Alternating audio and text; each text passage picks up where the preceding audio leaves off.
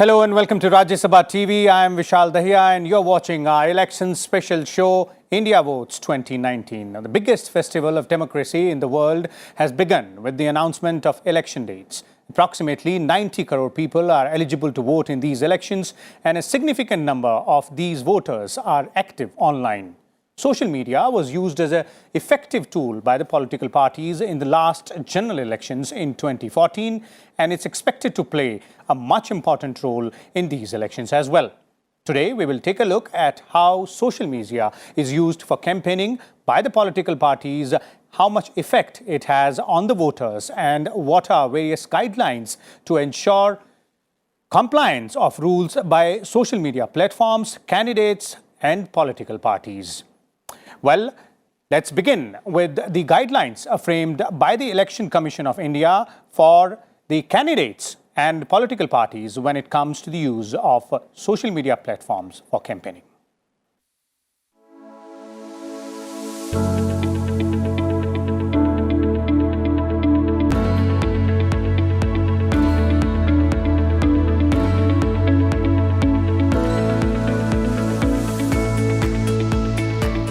In today's day and age, an election is fought as much on the internet as it is on the ground.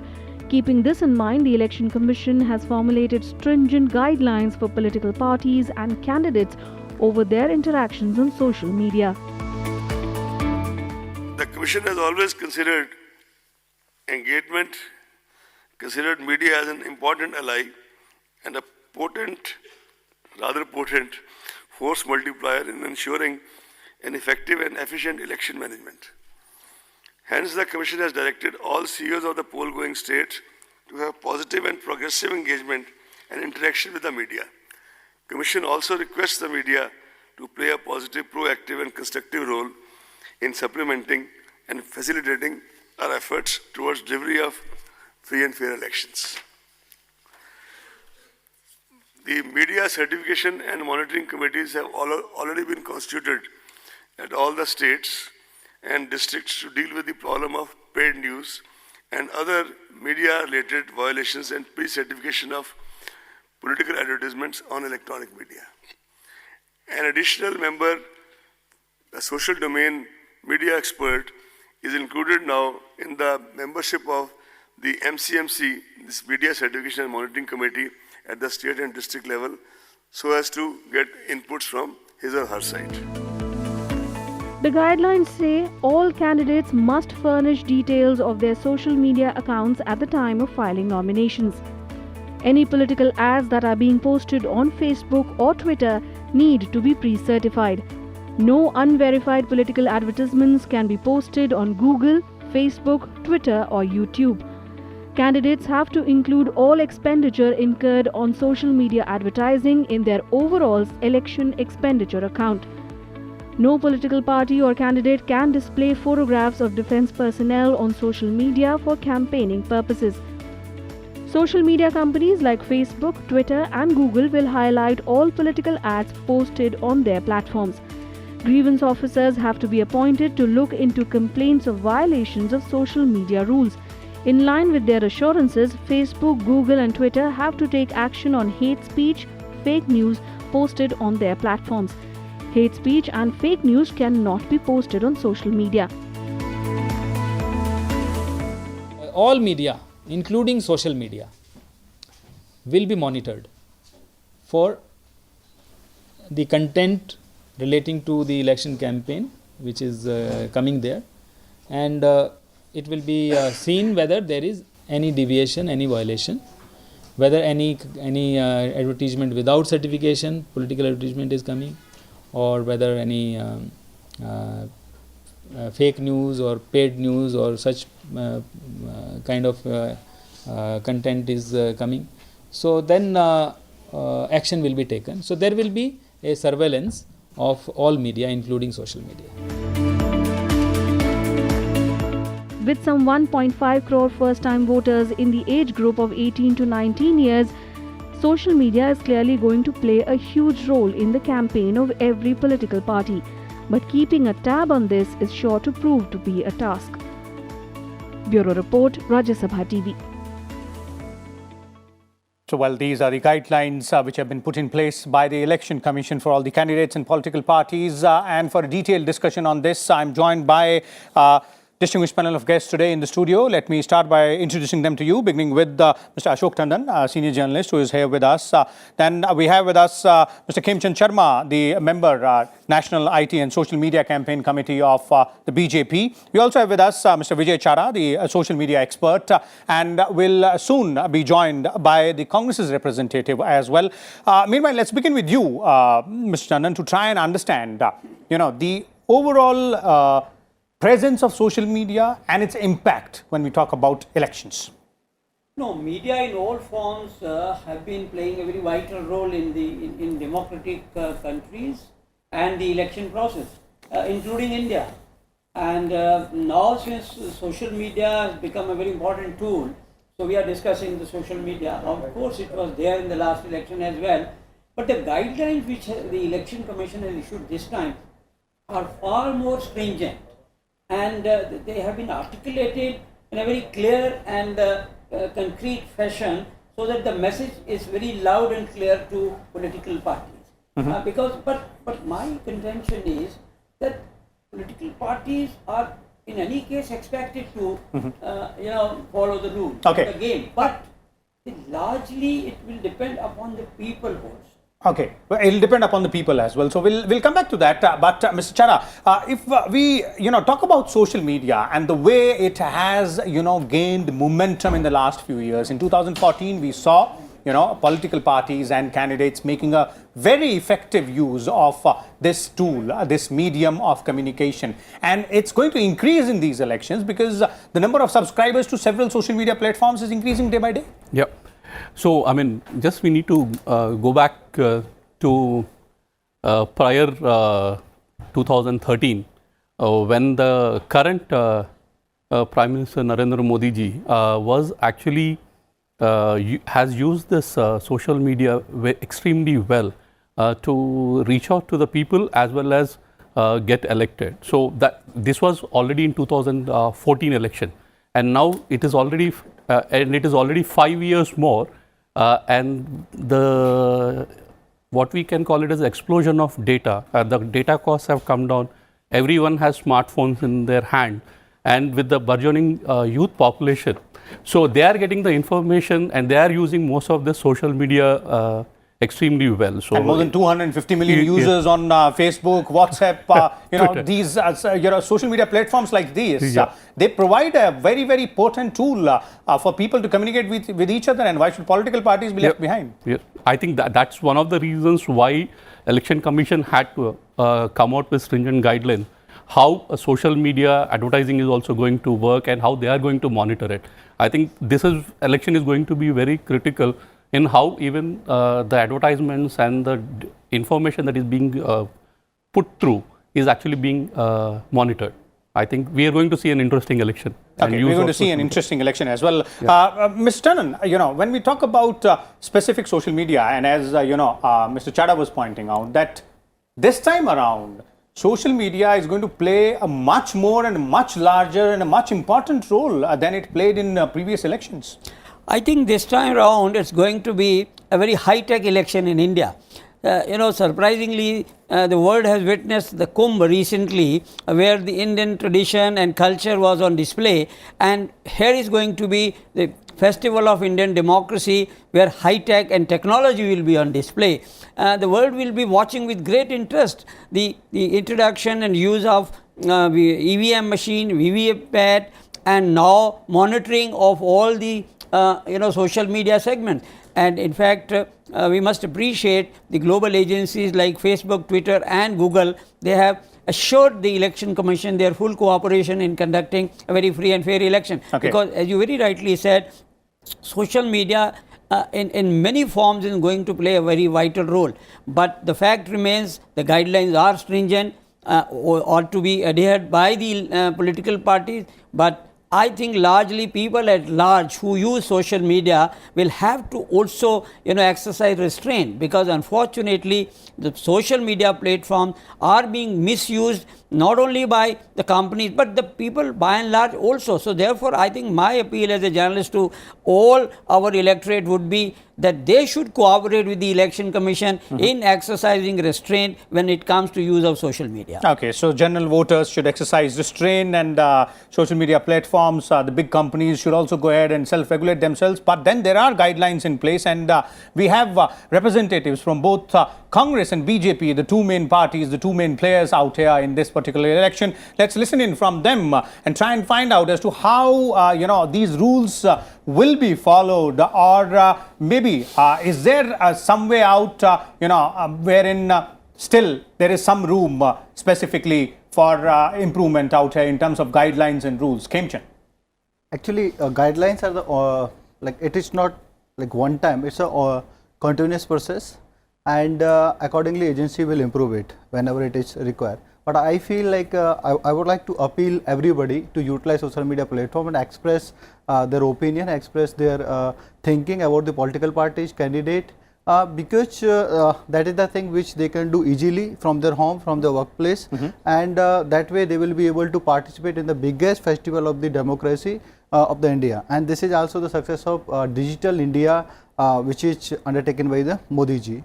And as far as the guidelines is concerned, our party is already adhering to the guidelines, so that we should not violate it, and we should work as per the EC guidelines. But the important thing is here, the political party will be only just 1% out of the 100 people who are using the social media. The 99% will be the armed public, means that's a general public. So general public first has to start using it. And when we say social media, now it is not only social media, it is the digital media. It is the combination of the websites and the tools which are from the MNC, like Facebook, Instagram, Twitter, chat, YouTube. That's also the big platform. And then the search engines, the Google, because the search engine also provide the several kind of the facility for the campaign and influence the voters. Besides that, there are the news sites, and number of the news sites which are the local sites as well as the international sites. And each and every you can say channel nowadays are having the digital websites. So that is like, that's also comes under the part of the same. So it's an entire network. It's entire network, because each and everything is complementing and supporting or working hand to hand. Because like somewhere you have published some news, then people are taking that news onto the Twitter and Facebook. Or somewhere you are doing some discussion over the Twitter or Facebook, that discussion has been taken by the news site as the news to public at large. Let's bring in Congress's representative here, Mr. Vinayak Dalmia. Mr. Dalmia, welcome to the show. And specifically, if you're looking at these guidelines with respect to the use of social media by the Election Commission, how effective do you believe they are, or how it might affect rather the reach or the method of political parties in using these platforms? So social media is, if it's used with the right intent, it's a very powerful medium for the common people, for the citizens, for the youth to connect with their leaders, to and have a direct conversation. Globally, Barack Obama was probably the first public leader to recognize the power of this technology and to leverage it. But as they say, too much of a good thing is also a bad thing. And they also say that if you repeat a lie often enough, it becomes the truth. That has become the problem with social media, with fake news, to divide people, to polarize people, to spread hatred between people, and then also the trolling, especially of women and the weaker and marginalized sections of society. When you troll people online, you troll women online, you threaten women online, that creates a really vulnerable, dangerous and poisonous system online. Similarly, when you create propaganda and hate, there is fake news and then there is hate news. When you do both fake news and hate news, it creates a very vicious environment online. You look at the Twitter feeds for some politicians and some political parties, they are running factories to create this fake news and to spread this hate news. And it takes me back, history teaches us great lessons. If you look at Nazi Germany and you look at Hitler, He did not have access to digital communication then. He didn't have access to Facebook, Google, and Twitter, but he used the same techniques. He started a ministry of propaganda and disinformation to poison the mind of the public, to poison the mind against Jewish people. And you see the same thing happening in regime after regime, not just in India, but globally. They are leveraging new technologies to brainwash people and to poison people. And my special plea is to the voters of India, especially the youth and the first-time voters, which are going to be to the tune of 8.5 crores this time. And maybe 1.5 crores of them are going to be in the category of 18 to 25 years old. My appeal to them is please use social media, become social media warriors, but be very mindful and fact check before you post something, fact check before you share something, and verify before you believe something. Okay, both of you, interestingly, Vinayak and Khemchand, the BJP and Congress representatives here, are going ahead and cautioning the common user. But if I look at the guidelines specifically, and Vinayak, I would like to start with you here. The guidelines like pre-certification of advertisement before you put it on social media platforms, a declaration of the details of the social media accounts of your candidates. So guidelines like these put a lot of onus on you as a political parties as well. Yes, and high time. While, it's again interesting that the US was the first democracy to leverage social media under Obama, but then it got misused under Trump. And there are allegations that foreign powers, maybe like Russia, use social media to influence the American election, and therefore India is equally vulnerable. I've written about this topic extensively, by the way. India is equally vulnerable to foreign interference, to even interference from enemies within leveraging social media, and therefore strict guidelines have to be created and have to be adhered to. And more importantly, if you violate those guidelines, the penalties should be extremely severe so that people think twice before misusing social media. Okay, so do you believe these guidelines specifically in place will be, or rather, are strong enough to go ahead and will be, complied in letter and spirit by the parties and candidates? I can tell you that the Congress party will abide by it in letter and spirit. I don't want to comment on whether the government and the BJP will abide by it in letter and spirit. I'll leave that for the BJP. I hope they do. As far as guidelines are concerned and whether they're strict enough, the unfortunate reality is that no rules or no regulations can keep up with technology. Rules and regulations they will are have always to be one step behind technology, and people using technology will find loopholes. Therefore, Election Commission has to be ever vigilant and ever dynamic to keep coming up and updating those rules to face a new terrain. Okay, will have to be improvised, rules as Vinayak is also pointing out. It has to be dynamic. Khemchand, specifically on the aspect of the expectations from the political parties and their candidates, these guidelines put a lot of onus and expectation on you guys. I think there's nothing to fear. They have to just share the account detail. It means like, so that if something goes wrong, if you are manipulating or if you are doing some fake news or hate news, then the authority can recognize or can pinpoint you or can take action against you.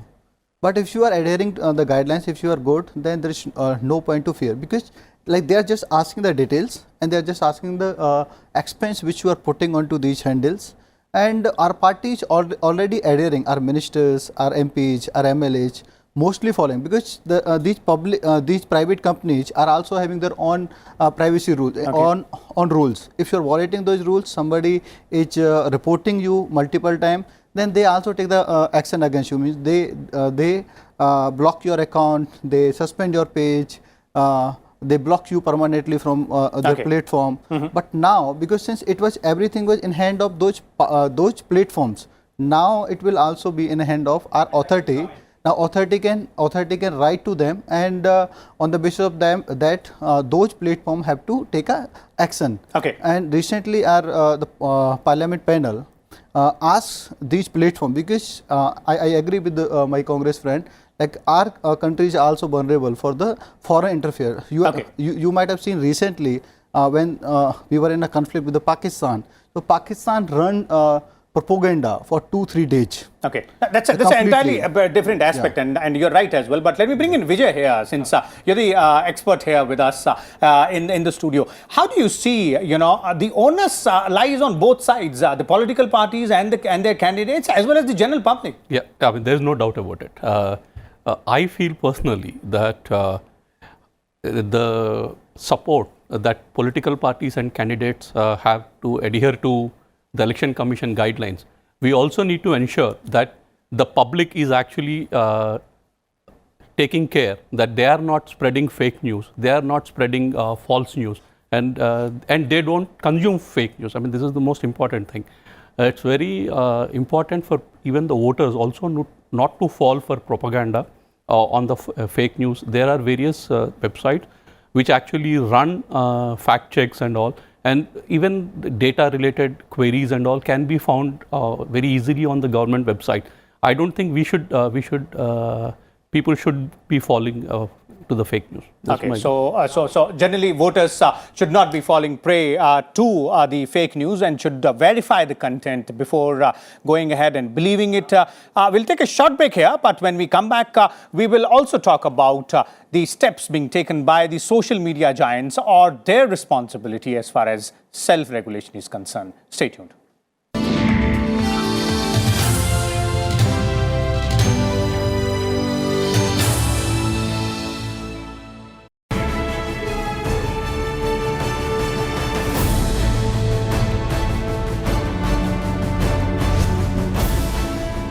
नई तकनीक, नई सोच और समाज में उनका योगदान।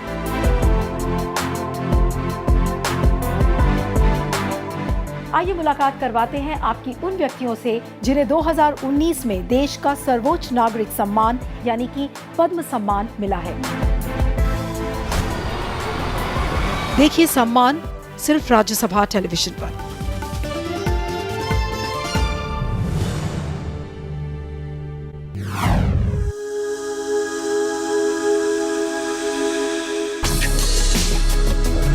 Tales that inspire.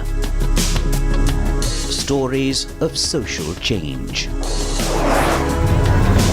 A salute to diversity. Promoting public discourse. Events that motivate. Inspiring the innovative spirit. Watch Rajya Sabha television documentaries.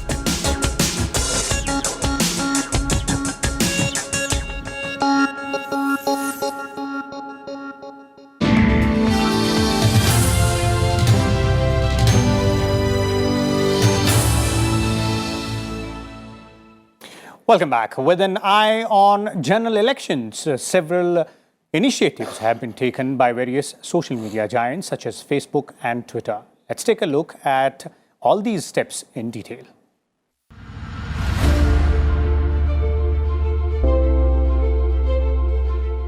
Among the steps that social media giants have promised to take to keep elections free and fair is one related to spending on political campaigns of parties. Google and FB have also announced verification of political advertisers and ad archives. With reference to advertisement buying, social media platforms have committed to implement pre-certification, as I said earlier. To keep a check on election violations and menace of fake news and hate speech during the election period, social media platforms have told us that they have appointed dedicated grievance officers to take necessary and prompt action against the contents published on their platforms. The Election Commission has said that campaign expenses on social media have to be included in the election expenditure account. Provisions of the Model Code of Conduct will now also apply to the content posted by candidates and parties on social media. The Media Monitoring and Certification Committee that certifies advertisements before they are published will now have a social media expert. A day after the EC announcement, on Monday, microblogging platform Twitter went live with its Ads Transparency Center for India. This search facility allows people to view details of political advertisements, including advertiser spends and impressions data. Earlier this month, the Parliamentary Committee on Information Technology held meetings with representatives of social media platforms Facebook, WhatsApp and Instagram. The committee gave the representatives 10 days to draw up plans for the upcoming elections and national security. Coming in the wake of allegations faced by social media platforms of subverting electoral processes in the US and other countries, The government has already warned social media companies of strong action if any attempt is made to influence the country's electoral process through undesirable means.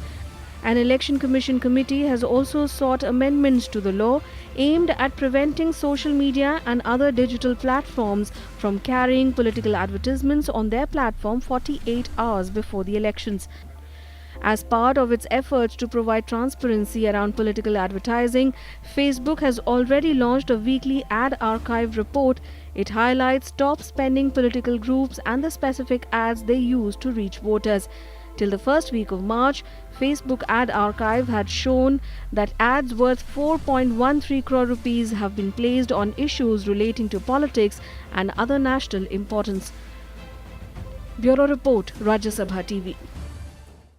So, well, these are some of the steps being taken by social media giants as far as self-regulation goes. Mr. Vijay, if you look at, this particular aspect of social media companies themselves, these platforms themselves, bringing in some changes, specifically when it started with the fake news and we had, WhatsApp coming up with a white paper, and now companies like Facebook and Twitter are also responding to the needs of the India's election scenario. So that is a very, very important aspect, because rules or guidelines alone may not be able to go ahead and contain this, any problem in this segment. Yeah, see, it's like we need to understand one thing. For all these global platforms, the majority of users are actually coming from India, in a sense that with the, as I said, with the data prices falling and most of the youth are having phones and all,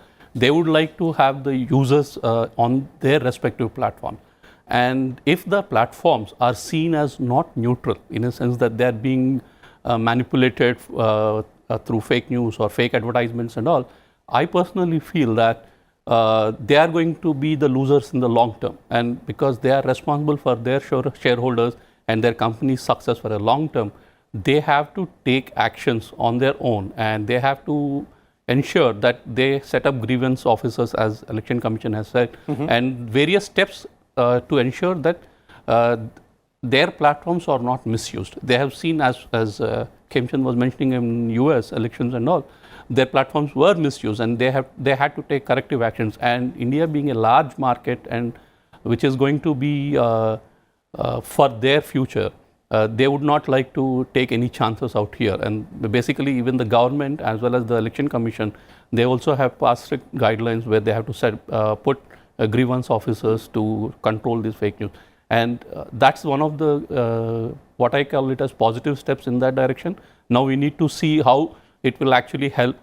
We will see in these 2 months how all the steps that have been taken are going to come in. This is my view. Yeah. Okay, Mr. Tan, these steps are going to be helpful.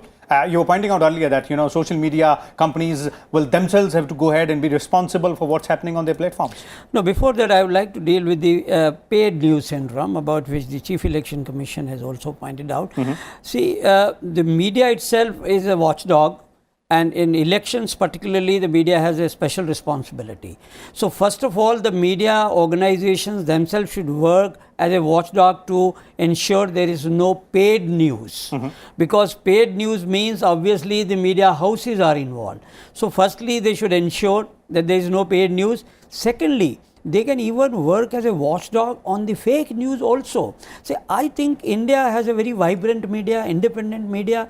If they work as watchdog, I think quite a lot of problems can be solved. Firstly, they will have to put their own house in order. Okay. Then they can be a watchdog on even the other platforms. And if Indian media, which I suppose is vigilant, they will take care of any misuse of these platforms, and therefore whatever the regulations have been put in place by the Election Commission. See, Indian democracy has come a long way. We started with the ballot papers.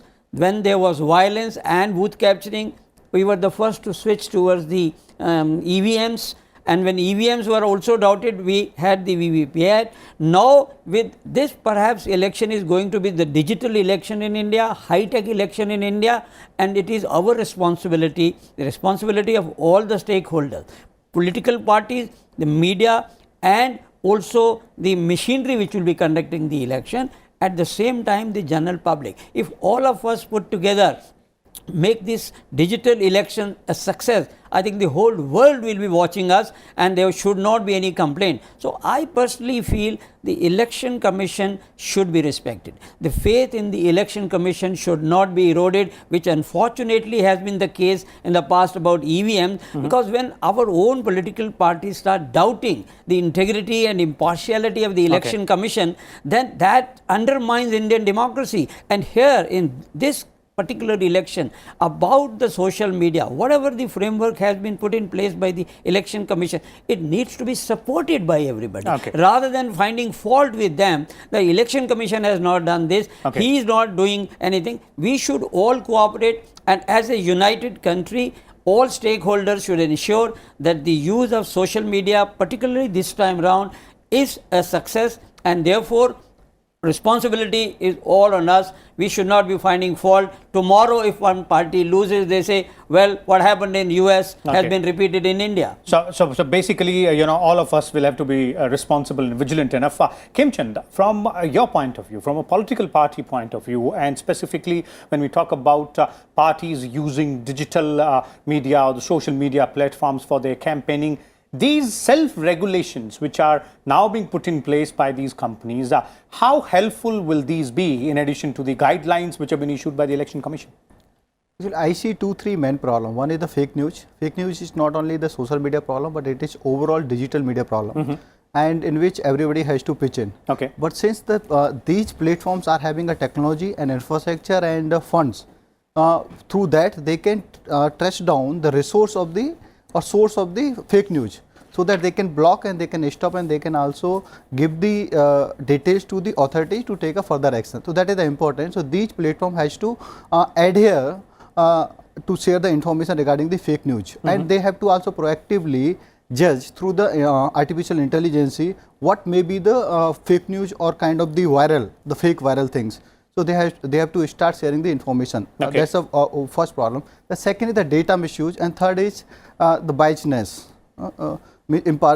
partiality with the particularly ideology, party, or the people. I feel in few last month or sometime, few platform, particularly the Twitter, had the biasness, like they were not good with the right wingers, because we see like when right wingers were doing the trend, their trend even like having a twice or thrice tweets in compared to the left wingers or others, and it was not ahead of them. So with the general people are not able to understand what sort of the algorithm they are using, because they have to tell on a white paper this is the algorithm, and they are not doing any interfere. Whatever is going on, they are just going to showcase. So they have to prove it. Number one. Number two, the foreign interfere is still going on in a social media platform, particularly Twitter and Facebook and others. We have seen it in the matter of Abhinandan. They have recorded several videos and they have posted those videos in India, and those videos they were able to make it viral. So these platforms has to stop it, and they have to keep this election within the geographical boundary of our India. Like if somebody is posting within the boundary of India, then it should be the part of that trend or that news. Otherwise, it should not, because otherwise it should be considered as the foreign interfere. So I just give you one example. Like there was a trend recently. Modi ji visited the Tamil Nadu. Go back Modi. So in the one analyzing, about 60 to 70% tweets from outside the India, majorly from the Pakistan. So that shows like these platforms are still not able to control the foreign interfere. What you're saying, Khemchand, is that these social media platforms will have to play a neutral role when it comes to going ahead and providing information to the people. Vinayak, what are your views on that?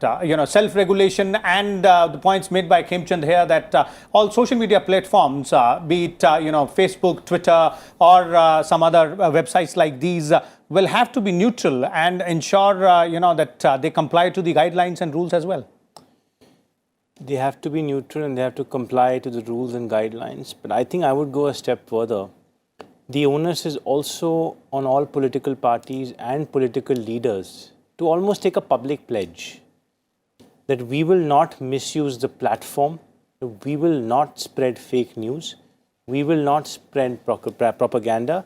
We will not spread hate speech. I'll give you some examples. Recently, there was a Surf Excel ad which created a lot of controversy, which I, as a secular Indian, and I'm assuming everybody in this room is a secular Indian, had no problem with. But there were those on social media who had a problem. And the unfortunate part is, most of them didn't even see the ad. They heard about the ad and therefore they decided they have an opinion on the ad without actually seeing the ad. There was a particular individual who confused Microsoft Excel to Surf Excel online, and he was searching for Microsoft Excel on Google Apps. So that is the problem. You know, and it was a good ad. I don't understand the problem. It was a good ad in the spirit of communal harmony. One example. The second example is, you know, it does not augur well when a sitting cabinet minister tweets about a bullet train and he edits the video to show the train faster than it actually is. Well, I'm sure there can be several examples. But if you look at the problem, I'll give you one more. Let me finish. It also doesn't augur well when sitting national spokespersons of certain political parties take certain clips of, let's say, Rahul Gandhi ji and ignore the other clips, and they only show clips which suit them. So these are all techniques that, you know, political parties use, or certain political parties use. And therefore, I will say, beyond self-regulation, beyond expecting Twitter and Facebook to play fair game, political parties and politicians should sign a pledge that they will not misuse this platform. Okay.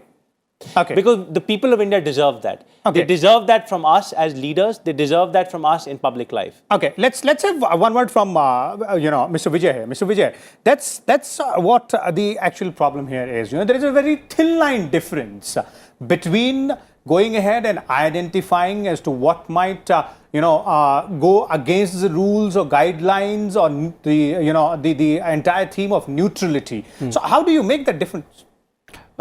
It's very simple, in a sense that, like for example, some of the platforms, they openly say that we are left liberal, in a sense that we should not, we should ensure that the platforms, as Khemchand was mentioning, that they should not be misused, and that's very clear. I mean, there should be very clear guidelines that these should be neutral platforms, and they should not be playing any part in trying to influence elections, trying to manipulate trends, or trying to push a particular narrative. It doesn't matter whether it is a right narrative or a left narrative. It doesn't matter. A platform should be neutral. This is, and they should not be like holier than thou, and they should follow the guidelines to the letter and spirit. There's no midway. You know, there's no gray line here. I mean, if there is a guideline, they have to follow it. There's no doubt about it. Okay, so basically, ultimately, you know, platforms will have to be neutral. We have to take a short break, but Khemchand, yes, you know, a quick comment from you. Actually, I'm not agree with Mr. Dalmia in the matter of Surf Excel. Actually, it is a dialogue, free dialogue. Surf Excel issued two ads. One is on the Kumbh Mela. Like in a Kumbh Mela, people normally go and lose their parents or lose their I'm pretty sure both of you will have really you know, your respective viewpoints. That is really highly objectionable, and they are purposefully doing it. They are purposefully doing it. Well, and second ad also. I can talk about the ad if you want. No, I'm pretty sure. You know, both Khemchand and Vinayak, I'm pretty sure that both of you will have different views. It's an election season, and both of you represent different political parties. I'm pretty sure that both of you will have different views, but let's take a short break here, and when we come back, we will talk about how technology is being used by the Election Commission as well to ensure a free and fair election.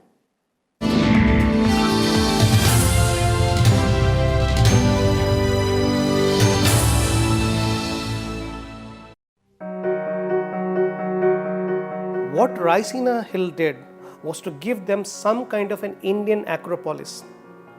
So it served as some kind of an Indian acropolis.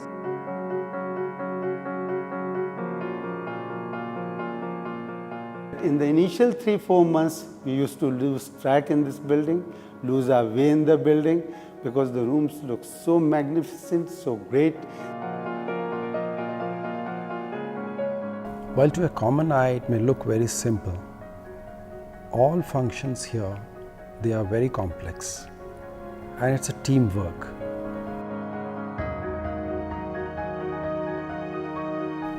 As a proud, self-made republic, we could not have a queen or a king. but we had the head of state whom we called the Rashtrapati or the President, and we ensconced that figure in the grandest possible building.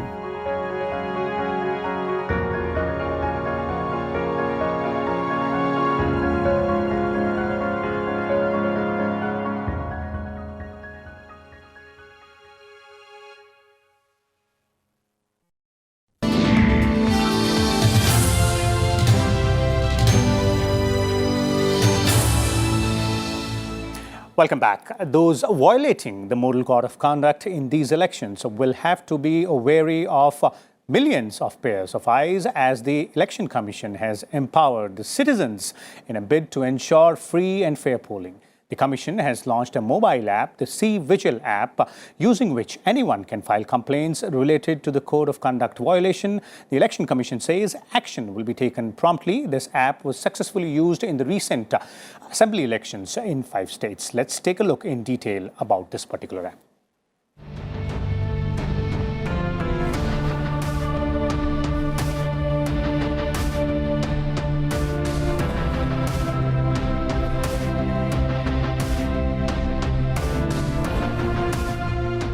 With the announcement of the schedule of the Lok Sabha elections, monitoring of the Model Code of Conduct violations have also begun. And this time, along with the Election Commission, each citizen of the country can do this monitoring. The Election Commission has handed a huge weapon to the people in the form of the C-VIGIL app. Through this app, anyone can contact the Election Commission directly with their complaints against violations. The Election Commission claims action will be taken within 100 minutes of a complaint being received.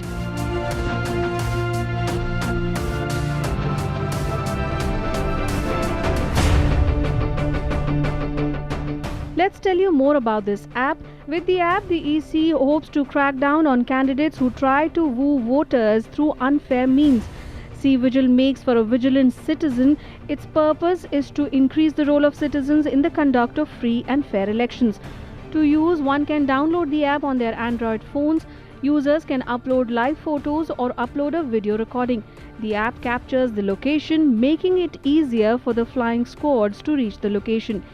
If the complaint is found to be correct, action will be taken within the stipulated time. The C-VIGIL app connects people directly to the district control room, returning officer and the field units that include the flying squad and the static surveillance teams. One person can file multiple complaints on the app and follow its status. Users are assigned a unique ID and their information will be kept confidential. An important aspect of the app is that only those photos and videos that are taken using the app can be uploaded, and these will not be saved on the phone's internal storage.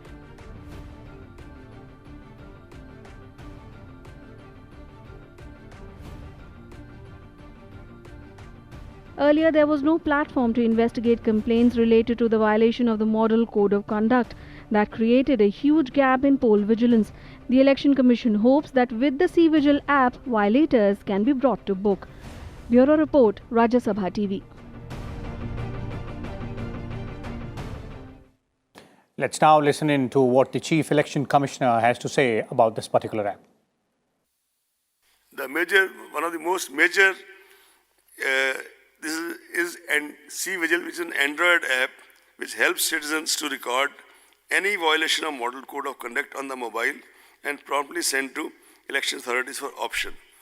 A citizen can give his or her name and number, and the authority on the other end is duty bound, no options, to report back within 100 minutes the action being taken, proposed to be taken, etc. Okay, so let's begin with you, Mr. Chara. Again, the Election Commission is also making good use of the technology. We've seen how the Election Commission started with webcasting from different polling stations, and now this app, which has been very successfully used, tested in the 5 state assembly elections as well. So this time around, it's going to come very handy. Yes, absolutely. So as and when, we are known as a what we call, we provide software across to the world, and Election Commission has always been abreast on technology. Like as Ashok Tandon ji was mentioning, We moved from ballot paper to EVMs, now EVMs with VVPAT. And now we are having mobile apps to take care of all the election malpractices that are being done, and citizens can actually be vigilant and they can take photos or videos on their particular mobile phones and submit it to the Election Commission. So what this helps basically is it is also going to track what action has been taken on the complaint that has been put. And it was very interesting that Election Commission, I think the bite was not put, but basically on that day the Election Commissioner has actually mentioned that even if you want that your complaint should be anonymous, so you can still do it, and the action taken will be published in the newspapers that action has been taken.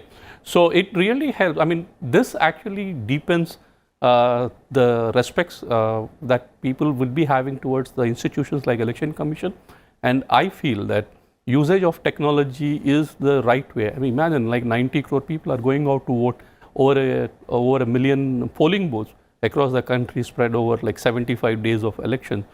So it's going to be very interesting to see how the C-VIGIL app is going to be used by public to provide complaints to Election Commission and how the action is being taken. Okay. Yeah. Okay, Mr. Tandon, technology being used by Election Commission is not only about political parties and the candidates using social media and technology to their benefit, but EC is also using it to ensure that it's a free and fair election. Certainly. See, whatever the EC has done is in all fairness. But the fact remains that we have bad habits like, putting frivolous complaints. So, and if the entire app is flooded with such frivolous complaints, we can't blame the poor Election Commission. So therefore, I think if people can form vigilant committees in their own areas and help the Election Commission. See, I can understand the political parties will have their own constraints in strengthening the system because of the cutthroat competition. And therefore, I think the onus should be on the media as well as the people.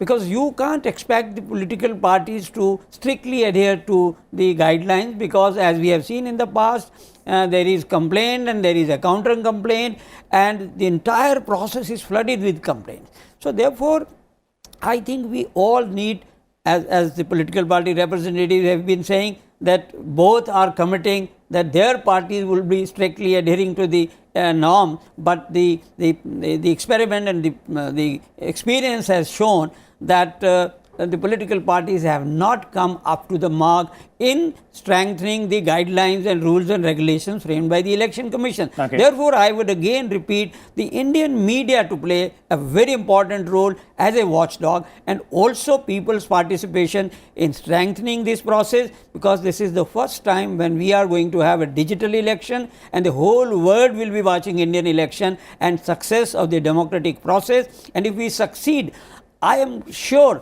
that a large number of developing countries and democracies will be asking India to help them conduct such fair and free election. So I think the onus is on all of us. Okay, the onus is on all of us, and I'm pretty sure that media will be playing a good watchdog. But for the benefit of our viewers, let's take assurances in the form of good quick comments from both the political parties here. Kimchit, we'll begin with you. Adherence to rules is perfectly fine, and social media has its own guidelines as well. But what more can be done by political parties? Actually, the bigger problem is the fake news. Recently, few news sites, so-called the Quint and the Print, has started, and they become the popular all of the sudden. But not all of a sudden, because it has been supported by the Congress aggressively.